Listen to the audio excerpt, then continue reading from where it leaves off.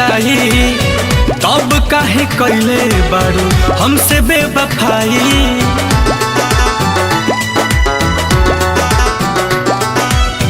नाम तोहर लिखले रही काट के कलाई, तब काहे कैले बारू हमसे बेवफाई। तड़पता दिलवा बेचारा हो, याद संगे नमो मिटावे जात बहानी, काट के ब्लेड से दोबारा हो। याद संगे नमो मिटावे जात बहानी, काट के ब्लेड से दोबारा हो।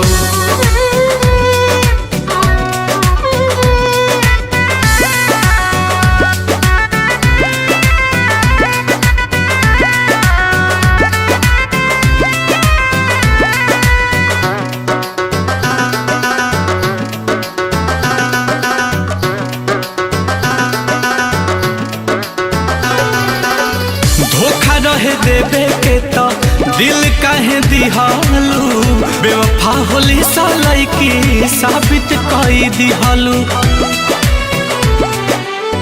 धोखा रहे देवे के तो दिल काहे दिहालू, बेवफा होली सालाई की साबित कई दिहालू।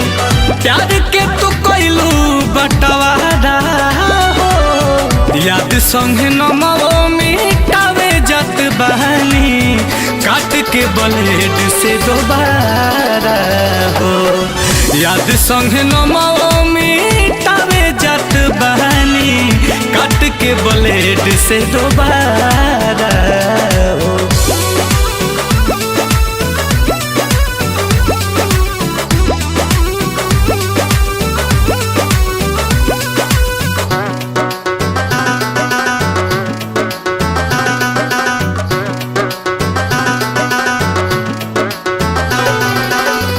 बड़ुए उम्मीद की तू पैबू सुकून हो, देख के बहुत नील कमल के खून हो।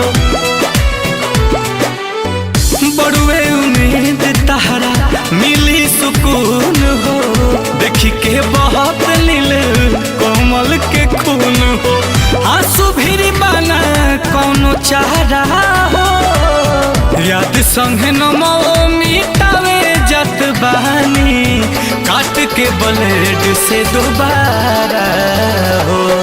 याद संगे नमो मिटावे जात बहानी, काट के ब्लेड से दोबारा हो।